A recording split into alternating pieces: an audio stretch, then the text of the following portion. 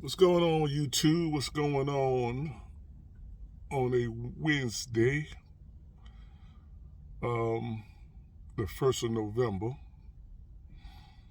2 weeks for Thanksgiving. And hope everybody doing good. It's a cold day here in Maryland. Very cold. In November, in the 30s. Oh, man. Just finished doing a load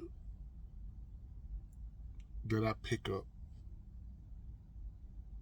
yesterday.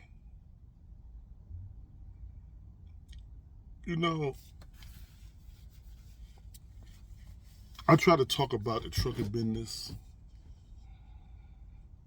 because I've been driving truck for 25 years, both as an owner operator and a company driver. And for the past 2 years, I was an owner operator again. You know, I used to be an owner operator about 15 years ago, and I've been doing it. I did this again. It's going on my second year. And I have to tell you, man, I don't know how some of y'all who had trucks for the past 10 years let the trucking business got so screwed up. I don't know how y'all did it. I remember back in the early 2000s,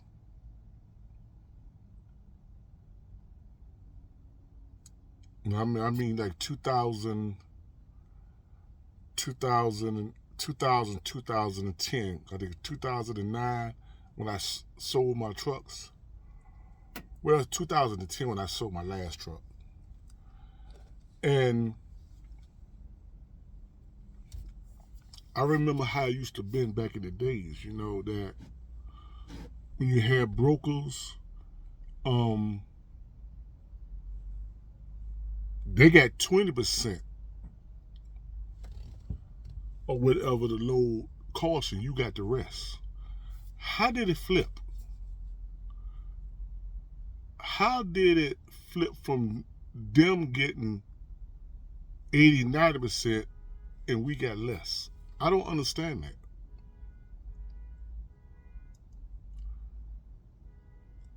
When they come with excuses and say they're not making much on the load, that's a lie. That's a lie. Because the companies that, or the manufacturers that goes to them, didn't drop the rates, didn't drop the prices. They kept the price as is.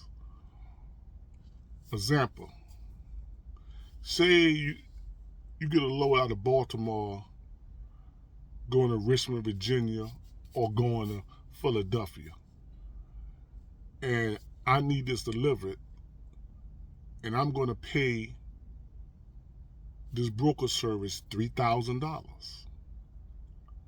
But this broker service is going to go and get some driver to try to do it for $400. 5, 6 at the max. Why they keep the rest? How it get like that? And why did y'all allow it to happen? See, me, I was doing Amazon for the longest. And y'all know the deal with Amazon. I don't do Amazon no more. So now I'm mostly trying to broker loads, and I got a couple of dispatchers, which I'm eliminating. I'm just going to deal with 2 dispatchers. And I might just deal with 1, really. And I'm seeing how every week they drop the routes. You could get a load out of Baltimore, go to Philadelphia for $700, $800. Easy. Now they want to pay you like $500. How it get like that, man? I don't understand, man. I did a load in, I did a load of fully. I did a load of fully. It was 550. But I'm saying, you know what? I could get a load coming back, and I can make up. I could probably make $1,000, because usually loads come out of Philadelphia area. It's going to pay you 600 up, you know. So I brokered this load. First of all, let me talk about Conway. I tried to book a load out of Conway, right? Guy said, "What's your MC number?" I gave him my MC number. He told me he couldn't use me because my scores was low. My scores ain't low. Talk about my national something scores. Bro, my percentage on my national thing is low in 2021 when I started. If it low, I don't go cross states and stuff like that. But he couldn't use me. So that is another way of I don't know what that was. So let's just talk to this customer. I'm not gonna call them customer name. I pick a load out of, I forget the place in Pennsylvania, but it was about 20 miles out of Pennsylvania. 20 or 30 miles out of Pennsylvania. I picked the load up, right? The lady told my dispatcher that the load was ready.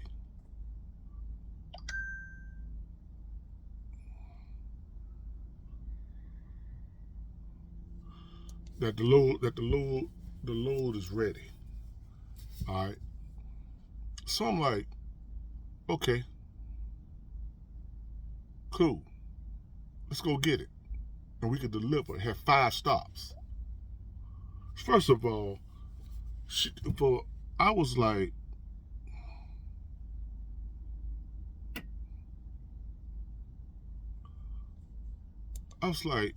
shit. Do more than, we should pay a little more than that. Than what I get paid. I'm not gonna tell you what it is. For 5 stops. So I went up there, picked the load up. The people told me that, I don't know why it said first come, first serve. We don't even have the order picked yet. She said, when we get orders, we tell them what time to bring that truck in, who have their order, and we have to pick it. The reason why, because they don't have much people working there to do the picking. So they got to do it when the truck comes. I sit for 5 fucking hours.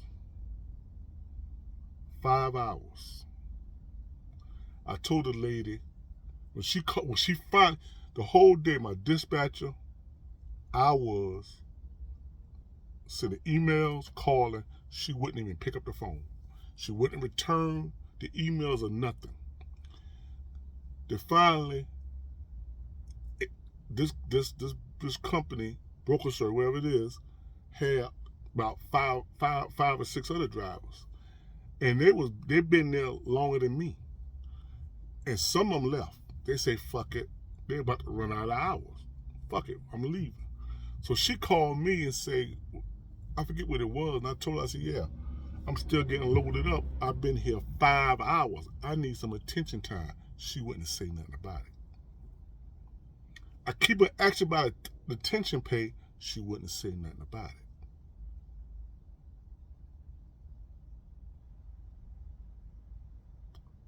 I couldn't deliver none of the loads, so I said, okay, I'm going home. I said, I'm going home. I'm going to get up in the morning and make them 5 delivery. It was 4, because I was about to run out of hours, they had to cut 1 stop short. She said, okay. I said, I need some attention pay. She wouldn't say nothing. So I know they didn't want to pay it. When you deal with brokers and you set something up and you ask them, do you pay attention pay? Make sure they put that on there. Because this is the second time that I put to get attention pay for at least 5 hours or more, and they turn around and be MIA. They wouldn't return the calls. They wouldn't do nothing. And I'm gonna tell you right now, man. I got up 6 o'clock in the morning to make these 4 deliveries. I finish up at 12:30. So guess what? You don't need to get no load for the day. You try to add on to it. Go and look for something for tomorrow.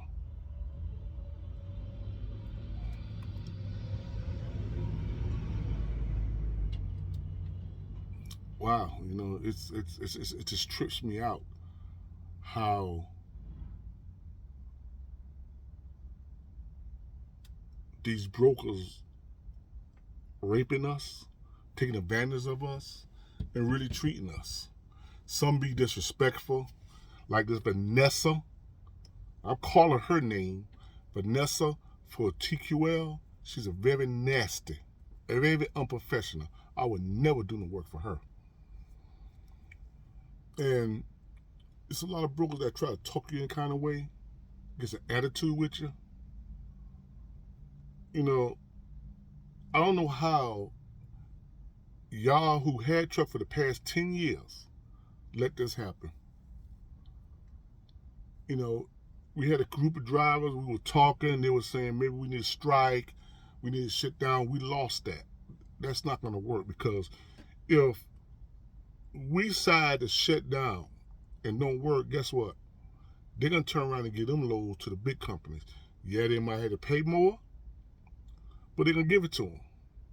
So we lost that control because truck drivers didn't want to work for truck drivers. Then we got a lot of these foreigners. These Mexicans, the Puerto Ricans, the Africans, you know, all of them who, I don't know how the fuck they got CDLs, and they do this thing cheaper. They do it for $1 a mile. They'll do it for $1 a mile. I'm going to tell everyone this, and I hope y'all share this video to whoever y'all can share it to, because I got a message. The election season coming up next year. These politicians looking for something to get behind to get reelected or get elected. Call your politician. Whoever represents you, call them. Burn their phone up. Send emails. Whatever. Send letters. And let them know what these brokers doing. So these jokers looking for a cause to get in and get elected, to get our vote. We have the power to get these people to start looking at this. What y'all gonna do, man? I'm gonna end this video right now because I'm gonna go home, chill, hope my dispatcher and I'll find me something for tomorrow. But like and share my video, hit that bell notification, y'all. Peace.